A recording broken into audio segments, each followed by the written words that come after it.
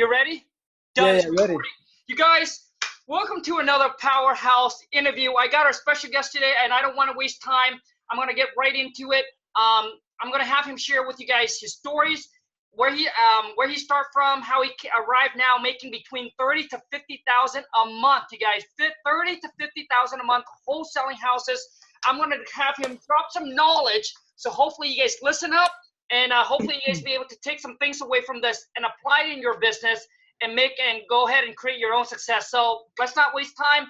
Help me welcome Ron. What up, buddy? What's going on, Khang? How you doing? Very good, man. Happy Saturday. Yeah, I saw you close the deal. Dude, I closed a couple of deals yesterday. Man, it was like 75,000 or something. That was pretty Yeah, awesome. man. Dude, we're supposed to pick up 90. And then for the buyer on one of the deal said that, hey, Yukong, I didn't know that we have to pay for the excise tax. Mm-hmm. So Oh yeah. so I say, well, so basically what it is that it's actually another co-wholesaler that sent the deal out to him, and I said, well, you know what? So how can we make this work? Well, he's like, well, Khang, you know what? Could you help us out with it? And, we're already making, it's supposed to be a $30,000, not a $27,000. I said, okay, well, okay. I said, not a problem. So we'll split that with you. So, because we actually have done business with them before. So I said, well, you know what, since you have spoken up, let's go ahead and do it. So I credit him the 3,000 at closing. So it came down to 27. I'm still happy, man. Yeah. And then it's supposed to be another 10, and then it's supposed to be another closing for 10K. But that one to push it back to next week. But we still bring home 78, so I'm excited. That's what I'm talking about, man. Bringing the money. That's right, dude. And this show is not about me, Ron. So go ahead and share with everybody kind of your story. Where did you actually begin and how you got into real estate? And obviously share your first wholesale deal. And also too is drop some knowledge. And for those of you who's looking to scale up to make 30 to 50,000 per month wholesaling, listen up. Yeah, let's do it. All right. So really the story. So I didn't start real estate until a year and a half ago. So I'm actually, only in this, actually June 1st was a year and a half. So I'm really proud and happy about how fast it scaled. Right. So the last 12 months, we're literally averaging 30K. And so before real estate, I was in music. So I actually did music for like 10 years, and I've worked with like everybody from like Lil Wayne, R. Kelly, Chris Brown, everybody. Right. So if you watch my vlogs, you see like my accolades on the wall is because that's for music and doing stuff with those guys. But what I learned is that it's not as scalable as something like real estate. So after I noticed that I was getting these placements, but the money wasn't really there, it wasn't consistent. I couldn't really, depend on that type of income, right, in the music game. So then I looked into real estate, and then a year and a half ago, I just dived right in. And I met my partner. I saw his Instagram page. He flipped like 10 houses. So I just shot him a DM, and I showed him how I could bring him value. So he saw, we met at Starbucks. We decided to build a business called Lennox Home Buyers. So for the first 6 months, so I really went and got a mentor first, convinced him to be my partner, and then we started the business. But while I was doing that, I was out there hustling. So what I did for the first 6 months is, and this is, I've never heard anybody do this, but it didn't really work, but it taught me a lot. So the first 2 months, I went to Home Depot. I printed out a bunch of little notes, and I wrote, hey, we buy houses. We bought somebody's house in this area, and we're looking to buy another one. And I got some Scotch tape. I got 2 workers in front of Home Depot. I would go every day to different neighborhoods. We would spread out and go door to door and just put it on people's doorknobs. And so, right, we're just hustling, man. You either have time equity, right, sweat equity, or the money to do direct mail. I didn't have the money to do direct mail. So I started doing that. Then I did run into money. At this point, it's like February. So income tax comes in, right? You get that check. So I had about $2,000-$3,000, and I started doing direct mail. So I really started doing pre-foreclosures. That's how I got the first deal, right? Sending out letters for pre-foreclosures. So my first deal was like 18 grand. I picked it up for 50K, right? Sold it for 68K. And so I really would like to bring value to, you got like a large subscriber base, man. So I'm really excited to try to bring them some value. So I think direct mail still works really well. I know some people are preaching that maybe it's like oversaturated, and it is really saturated, but it really works. It still works. So if I'm spending $1 on direct mail and I'm making back $2, I'm okay with that, right? So yeah, that's really what happened. I reinvested all my funds back into the business. We didn't take a penny out, right? So we just kept putting it back in. I was still working my 9-to-5 job. I had internet at my 9-to-5 job, so I was probably the worst worker there because I'm just on the internet the whole time running a business, right? Because that's what I want to do. So that's how I was able to scale so fast. We put the 18 grand back into the business. We also got onto radio. Radio cost about 10 to 12,000 a month. Right, so we're paying that, and then we're up to 10,000 postcards a month, right? And now we're trying to get into cold calling as well. So yeah, we're averaging about 30 to 50K right now. We built a company called Lennox Home Buyers, me and Chris. And yeah, man, we're trying to get to the 100,000. We're trying to get to the $75,000 checks, man, the $50,000 checks. But yeah, we're just looking to grow, and we're trying to get into virtual wholesaling as well, kind of like what you got going on. Nice, man. Yeah. You guys, I'm gonna have Ron really break it down here because he was going super quick. So I'm gonna have him kind of break everything down, dial in a little bit. So first off, I think everybody would want to know is how do you spend that 18K? You know, you say you put it back into your business, but how do you spend it? Yeah, so the 18K, I went for what was already working. So at that point, I went back to direct mail. Right, I scaled. So what I did is I did something called batch processing, right, with letters. So what I noticed is that when I was sending 10,000 postcards or letters, my phone would ring a lot during that 1 week, right? And it would be too much, and I lost a lot of deals, I think, because it was too much. So what I did is I did something called batch processing with mail, and I use a company called Everest, DMM, Everest Direct Mail. They're really good, and so I just set up batch processing, and I did 2,500 a week, and that made it more manageable. And so I bought a system called Podio, right, to really, follow up with all these leads that were coming in. And I know your listeners probably heard that the money's in the follow up, but it really is in the follow up, right? So we just kept following up, and then we got our next deal. We actually got 3 deals the following month. Right. And so then we took all that money that was around 50K, and we just put it back in the business. Right. So I'm still not taking money at that point out. I'm still putting it all back into the business to grow. So then I built my carrot site. I built a couple other land sites, and we're just kind of growing the company at that scale. Then we got into radio. So I had some connections through music with the radio station. And so I leveraged those relationships to really get on all the radio platforms in Houston.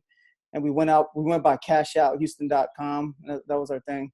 And so we did that. And so we're trying to build a brand more than we're really trying to build a business, right? Like the We Buy Houses company in our local area. And because I don't know if you know, I had a conversation with Carrot, investor Carrot, and Houston's like the most competitive market in the United States at this moment, right? So like I said, okay, let me tell you guys something about Khang that I really like. Before you could do an interview on here, you have to show proof of funds, like actually that you're doing deals. And so if you would look at what I sent you, you notice that some of the spreads are like 6,000, 8,000, 8,000, 5,000. The reason why it looks like that is because in Houston, it is super competitive. So like in any house you're going to, you're literally competing with like 5 other guys, right? So you really have to sell yourself and maybe take a smaller spread, but do more deals. And that's kind of like where we're at. And that's another reason I think virtual wholesaling could be more lucrative, because it won't be as competitive in other markets. And so, yeah, that's how we spent our money. And we're still just really putting everything back into the business, and it's growing really fast. Gotcha, man. Dude, I got to say that I'm just super impressed. A year and a half, and you're able to scale up to 30 to 50K per month wholesaling. I got to bow down. I'm super impressed, man. And you guys, Ron, yeah, when people want to get on, I definitely want to make sure that they can provide value, and they are who they say they are, because, obviously I don't want them to go on here and not doing, but just going on there and just putting their name out there and things like that. So I definitely want, you know, whoever wants to get on. I love to get people on here, but yeah, I want to make sure that they are doing what they say they're doing. So I mean, Ron is a legit guy. You guys are in Houston, right? Houston? Yes, yes. Yeah, and then later on, I'm gonna have Ron share his information, contact info, if he wanted to. You guys can reach out to him. But I really, really want to break down a little bit more. So you started this back in, like, so a year and a half ago. So what, 2017 or 2016? January 2017. January 2017. Now, Ron, now before that went, you know, I'm really curious. When you mean like you're in music, so what were you actually doing? If you don't mind sharing. Yeah, I was making beats. So like I really just do like I play classical piano, right? And so I always play piano, and then I got into making beats, and so I just started doing that, and then I got my first placement with Rick Ross, and it got pretty big on the radio. And then I did my Rich Gang record with Lil Wayne, R. Kelly, and Birdman called We Been On. So I did that beat, and then I got management. And the management I got was really good. It's a guy named Rico Brooks, and that's Metro Booming. I don't know if you guys heard of Metro Booming, but he's probably the biggest producer. It's like Calvin Harris and Metro Booming, and then some other guys. So I was with Metro Booming and them for a few years, and I loved it. You know, it's fun. So, you know, but the money wasn't really consistent, you know, but I still do it, you know, as a passion. I really like it. It's creative. It's fun, self-expression. So it's just my thing. Gotcha. Dude, I mean, that's such a background, bro. Yeah, it's crazy. so hey, now I'm just curious. So how do you get paid? Like, how do you get? Yeah. I wish I had the check on me. I have it on my Instagram, but so like that We Been On check, I got 10,000 for the beat. And so Birdman actually wrote a check. People don't know that Birdman doesn't pay anybody. So the fact that I got paid, I was super happy. And then you get royalties. So you gotta register your records with BMI, and then they pay you out royalty quarterly. And so I was getting, you know, checks every 3 months. And yeah, it was okay. But you got to understand, once the record dies and not a lot of people are listening to it, the money dies as well. Gotcha. So you got to consistently have big records. Sure. So So now, Ron, how did you discover real estate? My sister does real estate, and I always had a thing for real estate. I knew I was going to get into it at some point in my life. But I was just banking on music, you know, but eventually as I got older and I have a daughter, I was like, I really have to make the money, right, and bring home the bacon. And so I got into real estate. Let me say something with the music game. It is probably the hardest industry in the world. There's not a harder industry than the music industry, right? And so taking the work ethic of what I did for 10 years in music and applying it to real estate is easy, right? Because you go for 2 hours of sleep a night. Now I could actually sleep like 6 hours a night or 5 hours a night, and it's great. So I think if it's something that you guys really want to do, your listeners, I did it. I'm in the most competitive market, and so I know you guys can do it as well. You guys watching, you just got to really work for it. If it's something you guys want to scale and really be successful at, you have to apply yourself and be consistent. I didn't get a deal for the first 6 months, and I kept marketing. So you guys have to realize you have to keep marketing. Like I get calls from people that got letters 6-8 months ago, and those turn into deals, right? Because they're just ready to sell at this point. So that's kind of how that went. I agree with you, Ron.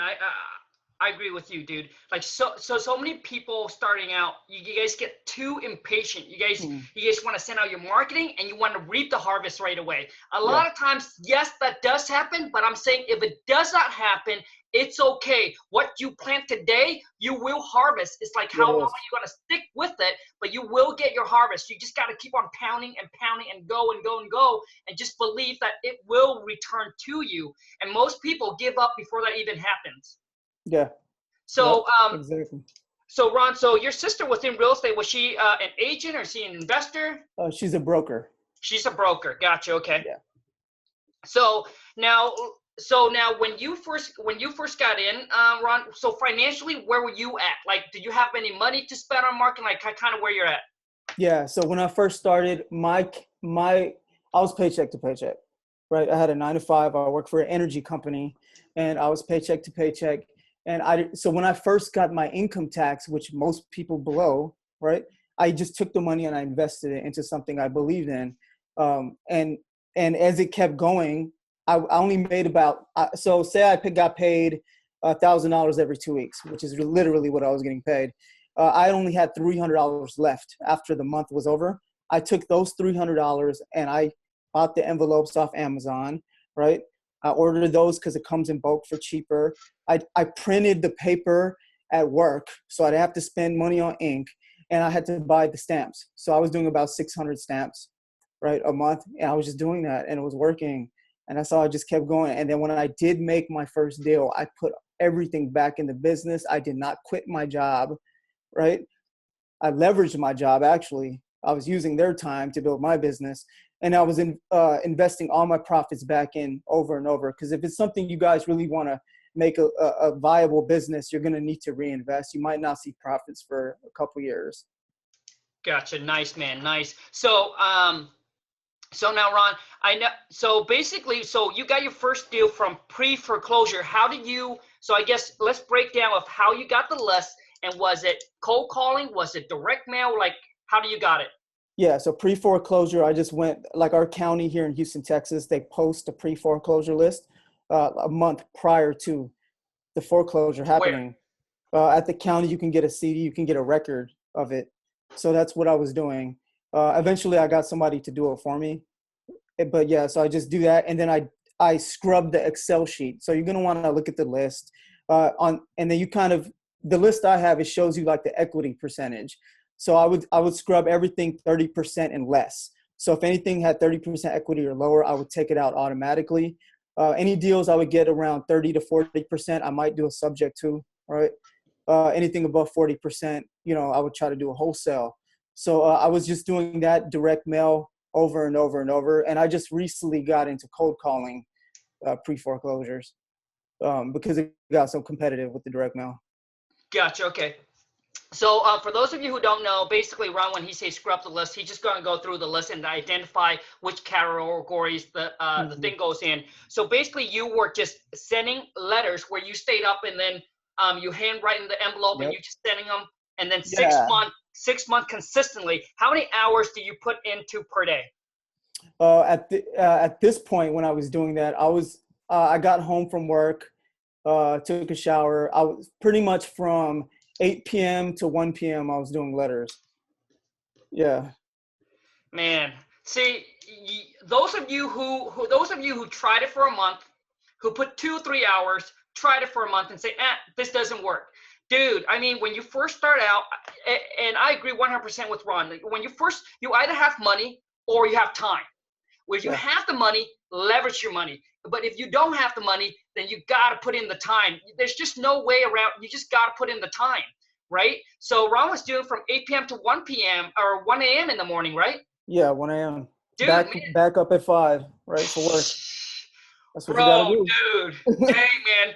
I was sitting right there at that computer, right there, every single day, 7 days a week, 9 p.m. to 12 to 1 p.m. to 2 p.m. I just go on there, pull the expiry list, and handwrite every single, and send them out, you guys. And I was doing that just like Ron, man. 6 months. That's when I got my deal. So for those of you who have not put in enough of the work yet, and you want to see the result right away, man, and then a lot of times it doesn't mean 6 months that you're going to do it.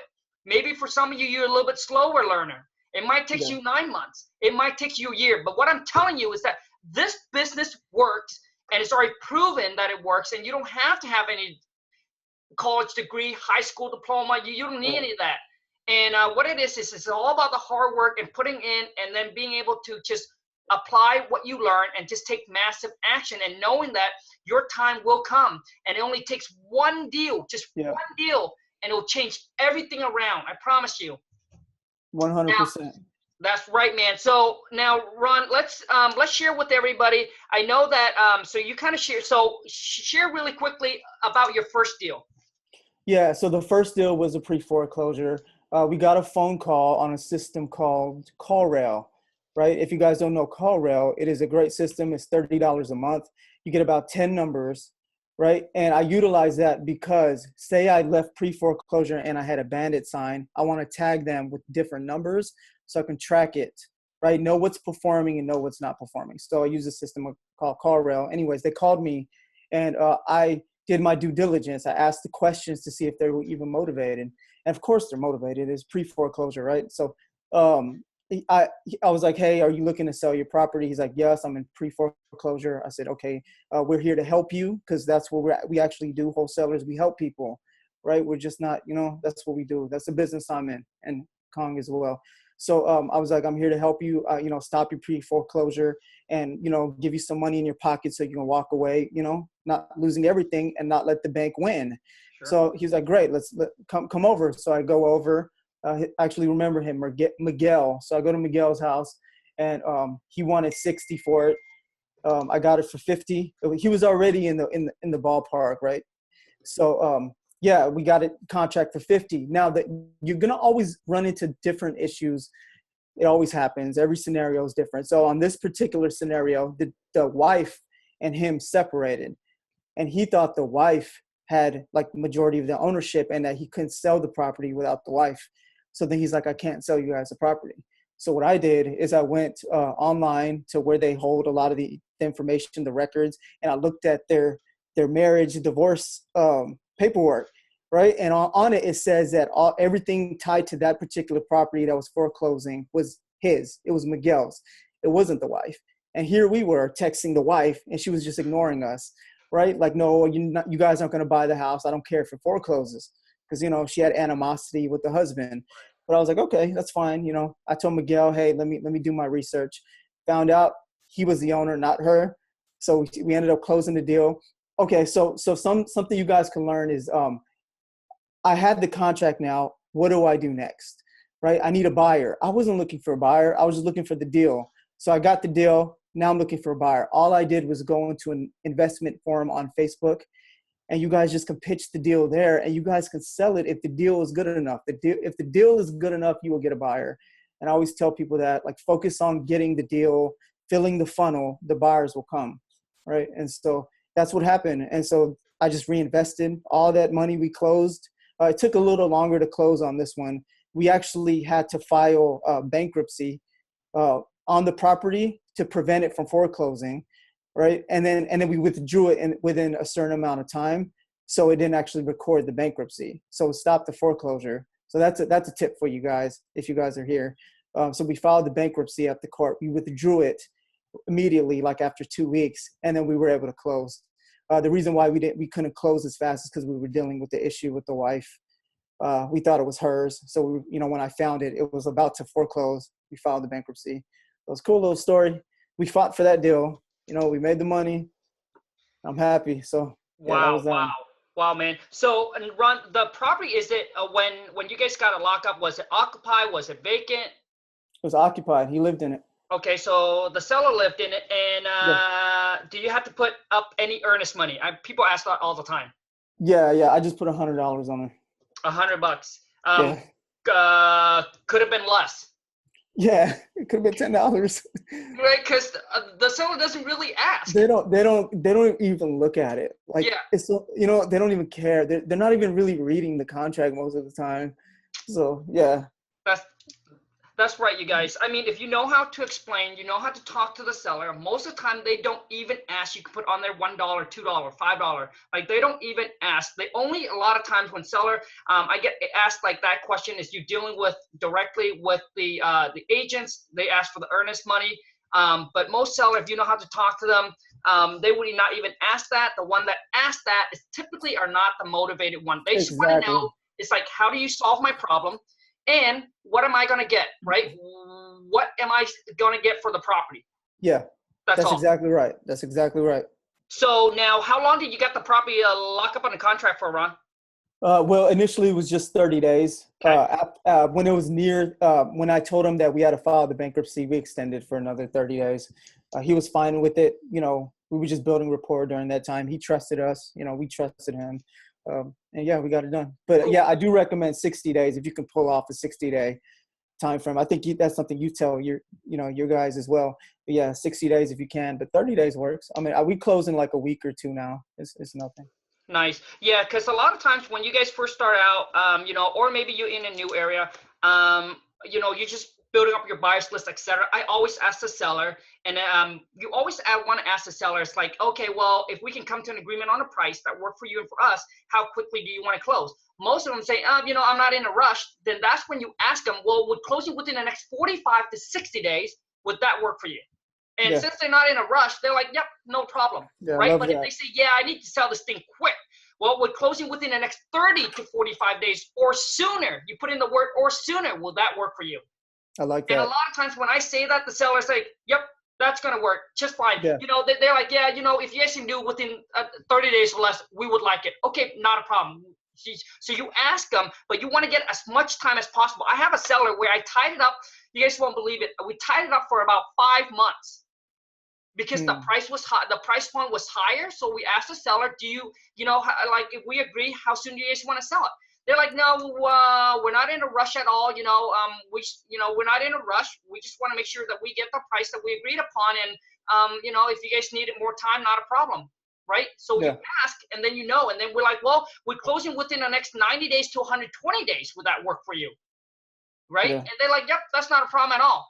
So, and a lot of times, if they ask, well, why do you guys need that much time, period of time? Well, you know what, because based on the price, we wanted to unload a couple of other properties. We want to get our, our money in place and make sure that we can close on time. We don't want to overpromise something and not being able to deliver it. So getting that much time, if you guys are not in a rush to sell it, if you guys are, maybe we can move up. Yeah. Right.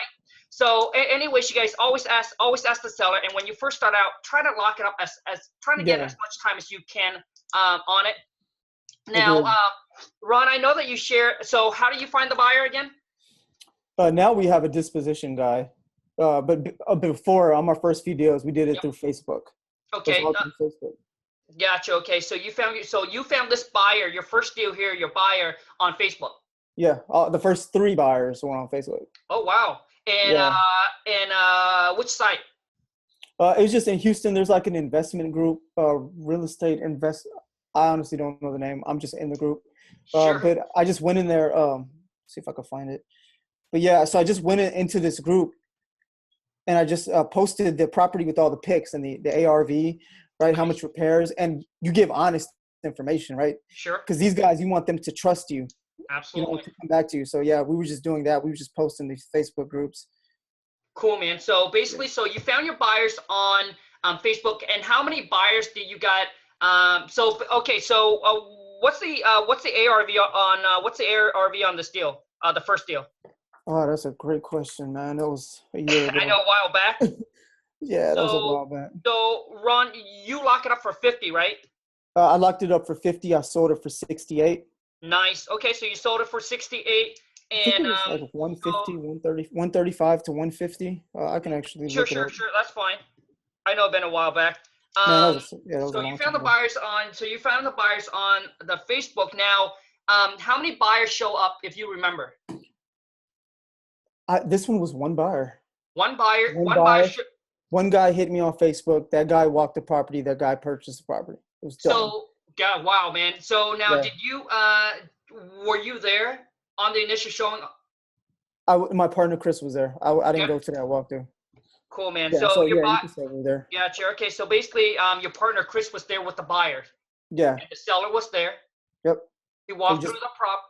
Yep. Just say, you just walk through. If the seller asks, who is this guy? You're like, what I like to position. So something I position on the call with the seller prior to even getting to this step is that we have multiple partners, multiple investors in our group. If I'm not buying a house, somebody else might be buying the house. But yeah, I bring them through. I hope you guys are okay with that. And once you prep them, right, they're okay with it. Like, so that's a conversation you would have even prior to that step happening. So we just had one of my guys are going to be with me, right? And, and that's really it. They don't ask any questions. So we just walk it again. And then sometimes if I have like multiple buyers, like 5, 10 people come up, I was just like, yeah, some of these guys want to partner with us. They want to leverage our expertise because we got a brand out here in Houston. So they're like, okay, yeah, we heard of you guys. And so they're like, okay. And so it Nice, man. worked. Nice. Yeah. That is some gold. Now, so the buyer walks. So one time he did a one-time walkthrough inspection on the property. Yeah, the 18, the one that we made 18,000 on. Yeah, he just walked it one time. It was done. Gotcha. So, Okay. And how much deposit did you guys got him to drop? oh, he didn't drop. We didn't have him drop any deposit on that. And 1 week closing on it. No, there's 2 week closing on that. 2 weeks closing on it and made 18K. Yes. When was the last time you guys make 18K in 2 weeks? I Dude. know, right? Yeah, it's amazing. This business is amazing, and yeah, something I really like preaching is that businesses are cyclical, right? People need to know that businesses, they go like this, right? And so you just guys need to prepare for that. Any business is cyclical, right? It's not just straight up; it's up and down, right? And so just make sure you know the cost of running your business and continuing to grow your business. You want to keep that in mind. And for anybody like myself, I'm trying to build multiple streams. So wholesaling, real estate is one, but also run e-commerce sites as well. And then just trying to build like 6 businesses that are making me money. In the event that wholesale, is cyclical and there's a month that's kind of lower, the other businesses kind of fill in that void. So I think it's really important for anybody. If you guys are even thinking about creating multiple streams, wholesaling is a great platform to catapult your business and reinvest it into your future businesses as well. So yeah, man, I love wholesaling. Nice, nice, man. So Ron, do you do so you got an e-commerce going, you got wholesale going. Do you do fix and flip? Yeah, so we just started doing fix and flips. We did 2 of them recently. Dang, bro. Yeah, I like it. Those were actually subject to, and they were cookie cutters. I mean, cookie cutters meaning like we only had to put 10 grand into it, right? So we really liked it. We didn't have to, subject to, for anybody knows, we take over, their mortgage subject to. So we did that, and yeah, cookie cutter Nice, man. deal. So man, you guys e-commerce, wholesale, fix and flip, Yeah, and so you guys have done 2 flips now yeah, we did 2 flips. Yeah, we do more wholesale deals. We do about 6 to 8 wholesale deals a month. per month. And, Nice, man. And yeah. what is your average on your wholesale deal? Man, I would honestly say maybe 6 to 8,000. 6 to 8,000. Yeah. Nice, Yeah, I know man. most people are like 10 to 13, but in Houston, we're around 6 to 8. Gotcha. Nice, man. Now, Ron, let's get into now for those of you who are looking to scale up to making 30 to 50K a month wholesaling, drop some nuggets, bro. Yeah, so if you guys are looking to scale your business, you guys want, when you get your first deal, I would definitely reinvest everything back into marketing, right? So you need to get your phone ringing. All right, so that's the first thing you need to do is reinvest your funds. Okay, then you need to make sure that you are getting the phone calls and you're answering them immediately if you can. Or some people like going to voicemail and then gauging it that way. But when I was doing it, I was answering the calls, right? You want to use a system. So like I said earlier, CallRail, you want to track your numbers because you don't want to waste money. So that's really it. And then you do that, and then I would worry about building the buyers list last. I would really just focus on finding the deal. I think that's really important because it's business. You need the deal, but like there's no money if you don't have a deal. So I would absolutely look to find a deal, and I think that's the best advice I can give to your audience. Gotcha. Yeah, man. I mean, you guys got to think about it. You need inventory to sell. If you have no inventory, what are you gonna sell, man? Yeah, exactly. So you need inventory so you can sell your inventory. All right. When you have inventory, you can sell it. If your inventory is too high, people won't pay for it. Well, you know what? Maybe time for a markdown. 10% discount, 20% discount. You know what I mean? But you got to have inventory to be able to sell to your client.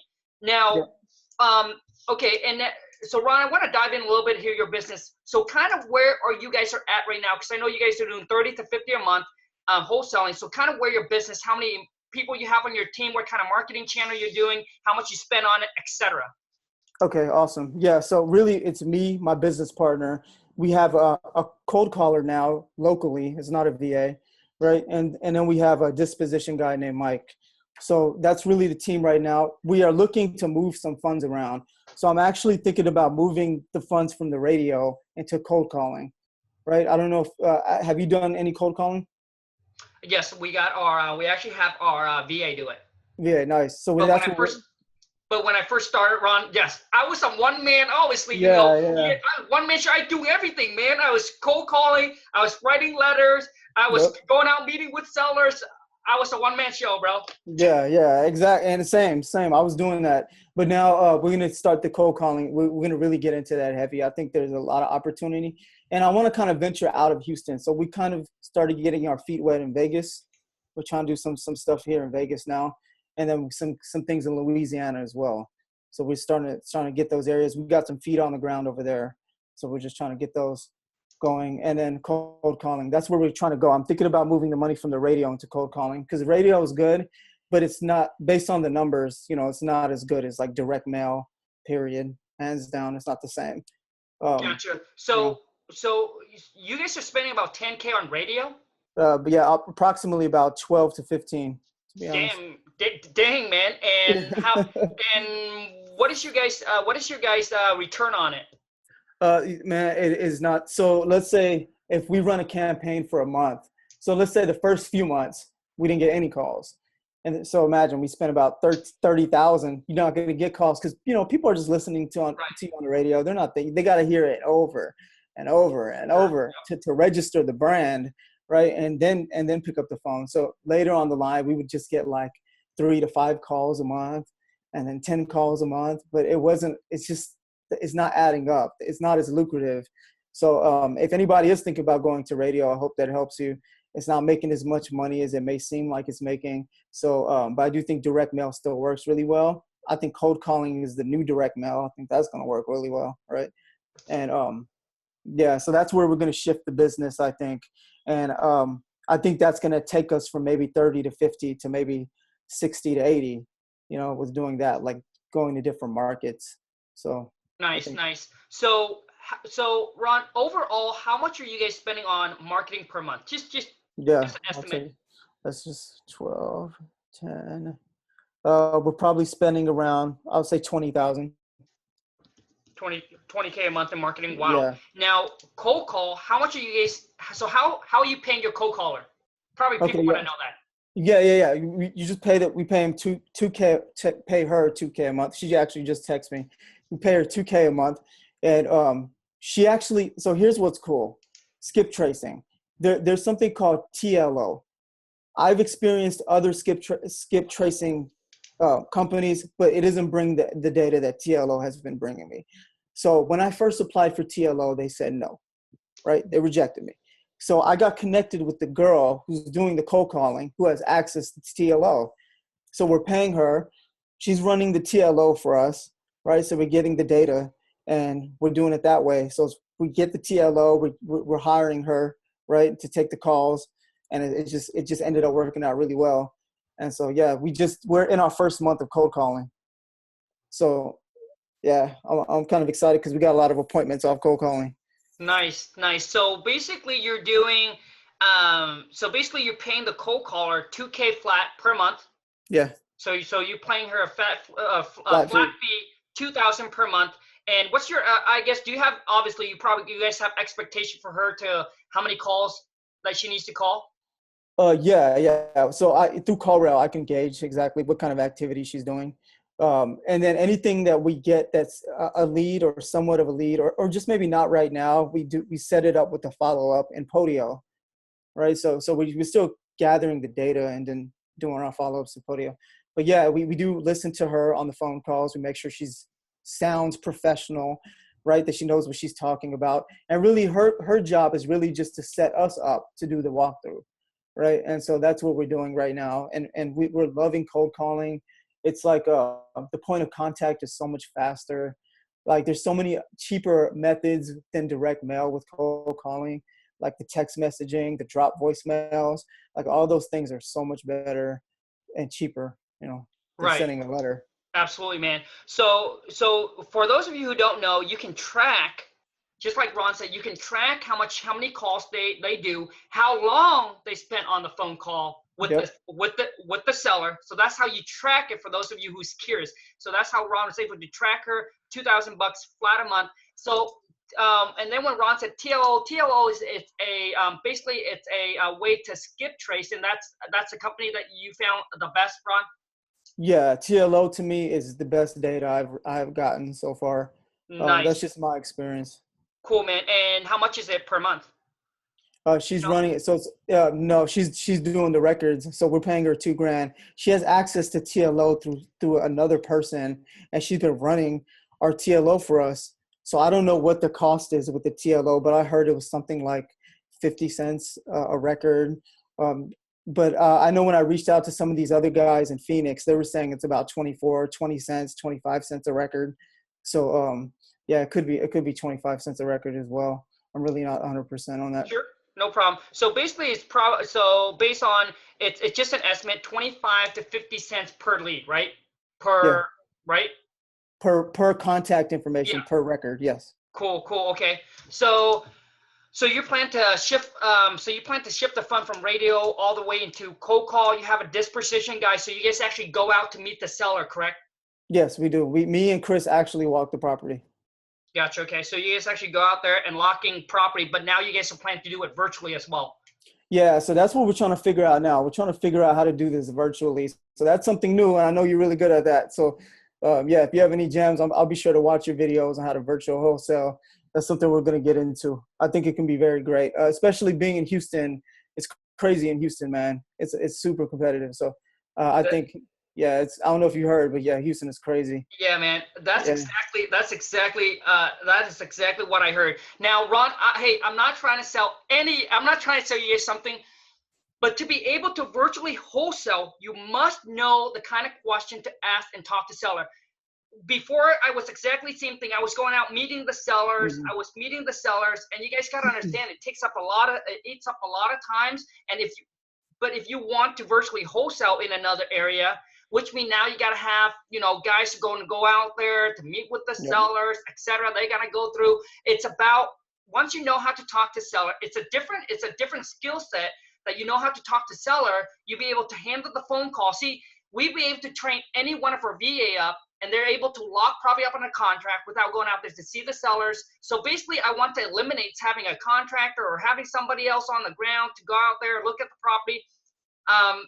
They don't need to know anything about construction. They don't need to know anything about real estate. It's just a questions that we give to them that they need to ask the seller, and the seller will give you all the price, the repair costs, and everything like that. And then we're able to lock property up on the contract all over the phone. And then we send our buyer to go out there and then we send our buyer to go out there and look at the property. Now, if we overestimate or underestimate the repair costs, our buyer will come back and our buyer would let us know, hey, our buyer will come back and our buyer would say, hey, you know what, you guys said it's 20,000, but you know what, after we did it, it was 30,000. And we send our buyers to go out there, and if every single buyer comes back, and if that's what they say, then we go back to the seller and we say, hey, you know what, we had a phone call, when we talk about the repair costs, you mentioned to us, because we always want to hold them accountable for their number, but we do not, most of the time we don't use their number because most sellers don't know what the repair cost is, so they underestimate it. So we ask them questions like, okay, has the bathroom, kitchen been updated, etc., and then we figure out a calculation to make our offer on that, based on that. But if we are wrong, then we go back to the seller and we say, well, you know what, Mr. or Mrs. Seller, you said, hey, it's only about 20,000, but our contractor went out there, and you know what, to be honest with you, it's actually more of a $30,000 in repair costs. So we still want to buy the property, but at that price, it just wouldn't make sense, and we would love to make go through and make this transaction happen. But our price would have to change. Yep. So then you can start the renegotiating with the seller again. And I'm telling you guys, once the seller has made a commitment to you already, right? Once they have made a commitment and you guys kind of go along, and they have spent the time and shown the property, etc., it's easier to go back and try to renegotiate and try to get the deal done, because now they're like, oh yeah, I'm about 2 weeks in already, 3 weeks in, or whatever it is. I just want to get this done. So when you have to go back and renegotiate, a lot of times, you can get the deal done. But majority of the time, Ron, believe it or not, majority of the time, we don't go back and renegotiate. It's really rare that I would say if I get 10 property, maybe I'll go back and renegotiate on 1 or 2 of them. And a Yeah. lot of times, because our spread, I just willing to cut down on my wholesaling, because I want to build a name. I want to build a reputation. I don't want to be somebody that goes back and renegotiate all the time. So I'll just cut Right. down my fees. So a lot of times I Yeah. put my spread in there large enough where I just cut my fees down. But like I said, sometimes you will just have to go back and renegotiate with the seller to make it work. But I Yeah. wouldn't. So I'll give you guys an example. So if my wholesale fee was 15,000 and I have to reduce 5,000, typically I don't go back and renegotiate with the seller. I'll just cut the loss. I'll just say, okay, no problem. I'll take a 10K.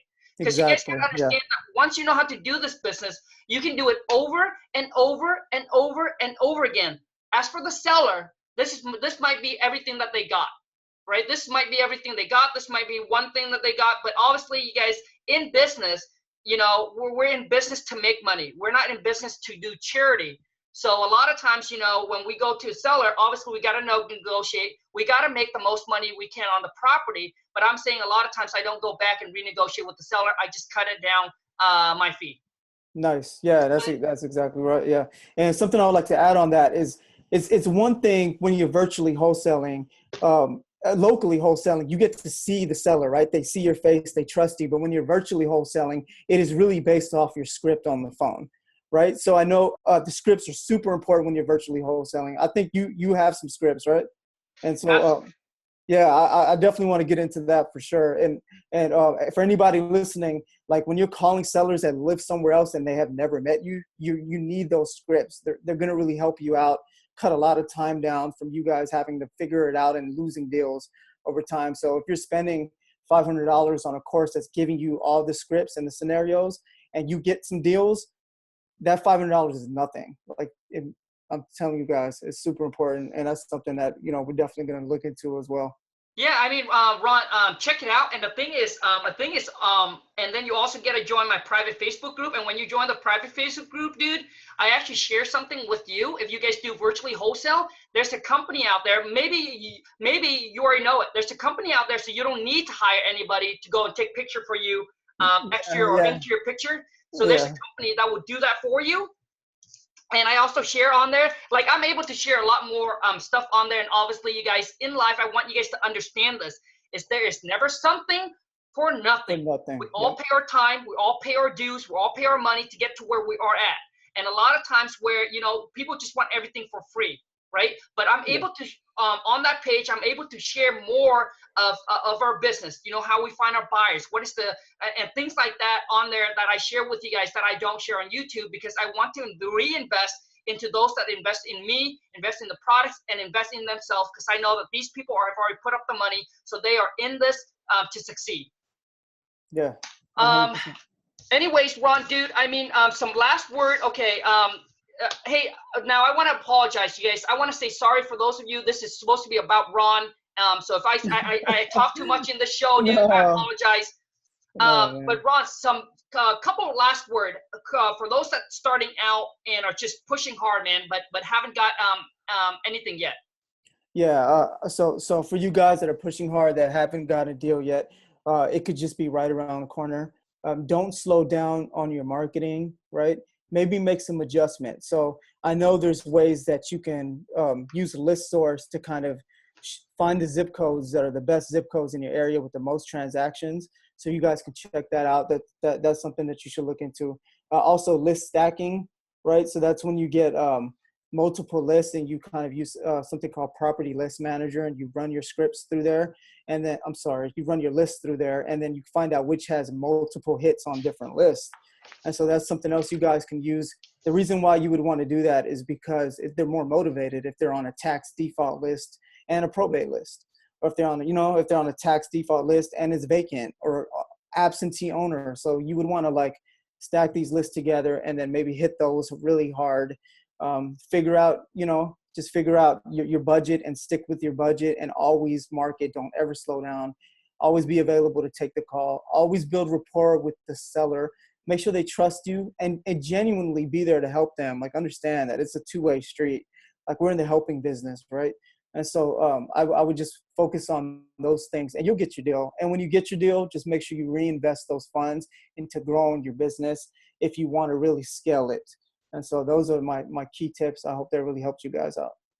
Dude, man, Ron, dude, I'm really glad that we connected, man. You dropped so much knowledge, so much nuggets. I hope you guys not just listen to this, but take away the information and take action. One last thing, Ron, is people probably want to know is, so when you send out these letters, is it just a genetic letters or to these pre-foreclosure, or is there a certain way you put stuff on there? Yeah. So I'll kind of tell you about what I think a lot of new people to this industry are so caught up in what the letter looks like, right? So let me show you something. Give me 1 second. Let me show you something. Awesome, man. You guys, I'm so glad that I'm able to connect with Ron, dude. He dropped so much information. I hope you guys find this valuable. If you do, smash that thumbs up, and haven't subscribed to the channel, then smash that subscribe button. Yeah, absolutely. Smash it. Make sure you subscribe. But this is what I wanted to show you. I walked the house the other day, and the lady, we got to deal with the lady, and she had a ton of letters, right? So I said, hey, I'll give you $20. Can I grab all those letters? She's like, sure. So I went, I gave her $20, and I just wanted to show people that this is what she had. She had this. She had a yellow letter, right? She had this white letter with a yellow letter in it. Another yellow letter, right? Let's look in here. Another yellow letter, right? Look, let's see this one. Another yellow letter, right? Another yellow letter, right? So I'm really just going through this. Here's a white letter. So really like yellow, right? I got a ton of these, man, a ton, right? Mostly yellow letters, some postcards, right? And I was just kind of looking at my competition, like what are they doing? I'm just curious. And everybody's different. She had a ton of letters, but she reached out to us. There's a couple things that go into that. One, it's a numbers game. She might have 100 letters, and you might be the person she calls. Secondly, 90% of these letters have yellow letters in them. So if I'm a seller, I'm going to think, okay, all these guys look super spammy, right? Everybody has a yellow letter. Everybody, like 90% of this has yellow letters. So I send a professional white letter in just a colored envelope, just a normal colored envelope, something like that, like this type of stock, right? And with the live stamp, and I handwrite on it. And inside is my business card and a professional letter, right? And in my verbiage, it's short, but I'm telling them that I'm here to help them, right? I'm not just like, I want to buy your house, I want to buy your house, I want to buy your house. I'm telling them how I can really help them and how we can help each other. And so that's why I think we convert really well. It's because we captivate them within the first sentence or two of the letter, right? And it's super important. But I just wanted you guys to see a visual representation of what these people are getting. And it's a ton of yellow letters with the red writing on it, right? So there's your proof. Dude, Ron, I love it, man. And you guys talk about yellow letters when we obviously we I don't think we send out as much yellow letter anymore. But you guys got to understand, the one that has a lot of writing on it, man, most people don't even read it. Exactly. So make sure that you're simple. It have everything in there that's the seller needed, but made it simple, man. Don't choose the one that has writing on it. So that's literally first two sentences. I'm saying I'm trying to help you. Then after that, it's we buy houses type of verbiage and my number. Done. That's it. I'm out. But I just stayed. Maybe these work, but I just stayed away from it because everybody else has it. I just wanted to be the one guy that didn't have that. Came off a little more, like a corporation, like a company. And we have Lennox home buyers, so we use that. And so, yeah, man. Nice. So yeah, before we wrap it up, obviously everybody wants to know now, how do I reach out? How do I reach out to Ron? Yeah. So actually, just started. Ron, before you share the information, remember your phone, whatever you put out will blow up. Oh man. Okay, let me think. Okay, so you can reach out to me on IG. It's Ron Lennox, RONLENNOX, just on IG. Or you could DM me. You can also, I just started a YouTube channel, so if you guys could check that out. Just last week I started it. So it's just Ron Lennox, simple. And so I just put up 2 videos. One is about zip codes. So like we talked about, finding the best zip codes to market to. And the other one's like 5 steps for beginners. So hope you guys like that. My email is theronlennox@gmail.com. Awesome, man. So for those of you who are, who want to reach out, I'll make sure that I get, so Ron, after this, could you shoot me an email with all the links that we just talked about so I can pop it in the descriptions? Yeah. So for those of you who want to reach out now, Ron, do you, I guess everybody's going to be curious. Do you mentor? Do you teach? Do you do any kind of one-on-one training or et cetera? Yeah. So right now I would just do like coaching calls. So I'll do maybe a 30-minute coaching call and I'll leave it at that. I don't want to have too many coaching calls because I can't do it, right? Like there's so many things that needs to be done, putting out fires. So I can do a couple coaching calls a day and that's really it. You could shoot me an email. I can just give you free advice. Like if you have a question, if it's something short, I don't mind helping you out. On Instagram, you could send a DM. And if it's something that I could help you with, I'm here to help. I do want to see other people win. I do want to see other people get successful. This isn't about us only. It's about you guys and changing your life. Like feeding your family and just being happy and getting out of the rat race. And, I just think there's a lot of positive that we can put out. And so if you guys need help, you can always reach out to me if it's not a coaching call. Awesome, man, Ron. That's so awesome, man. So, so what Ron just said, really brought up another thing here. You guys, so when I first decided to start the channel, I want to let you guys know that I'm so scared. I was so scared to do it. It's because just putting myself out there, etc. I was really scared. But when I first 5 years ago, this October it'll be 6 years that will be in real estate. But 5 years ago, when my wife and I first started, and I was exactly in your shoes, struggling, trying to figure out, obviously trying to build my dream life, right? The lifestyle that we want to live through real estate. And I promised God, to me it's God, but you guys, universe or whatever. Yep. But I made a promise. I said, God, please help me succeed in this business. And I promise one day when I know exactly what I'm doing, and I know exactly what I'm doing, and I get to the point where I felt like, I actually acquired the knowledge, I said that I will give back. And you guys, that's why I start the channel, but I didn't want to do Facebook because I just am not ready to blow up and putting myself all that. But that's why I want to give back. And I actually started my channel. And that's the reason why, because of that promise. Yeah. I agree, man. And you do show that on your channel. Like when you're putting up like the checks, believe it or not, those are things that really inspire people. I haven't did that yet, but I think that people see that and they see hope. Right? They're like, okay, if he can do it, I can do it too. And man, you're putting out that positive energy. And I just think I did the same thing. Like I promised, and I believe in God as well. So I was just like, it's, as soon as I'm okay, I just want to make sure my family's okay. I want to make sure I give people knowledge so that they can make sure their families are okay. And so there's plenty of money out here for everybody, for people that are more cynical and like always are like, why are you guys giving away this information if it's working, right? There's so much money out here. It's not even about that. Like there's so many houses. Real estate will be here forever. You coming into the business isn't going to oversaturate it where I can't make money anymore. So we don't mind helping everybody out. It's not like that. I hope you guys see the genuine, in Khang and his channel. There's a lot of money in wholesaling, a lot of money still in wholesaling, a lot of untapped areas. So it's a great way to get started, man. Awesome. Hey, thank you so much. And for those of you who are new to the channel or who are my subscriber, check out Ron's channel. I'm sure he's going to drop you guys tons and tons of knowledge. And I'm going to put all of his contact information in the descriptions so you guys can reach out to him. And hopefully he'll get you guys going as well for those of you who's interested. And Ron, I want to say, man, thank you so much for being a part of the family, the part of the channel, and taking your time, your valuable time, getting on here and dropping knowledge to everybody. Appreciate it, man. Thank you. Thank you so much, Ron. It, man. All right. Yep. Take care, buddy.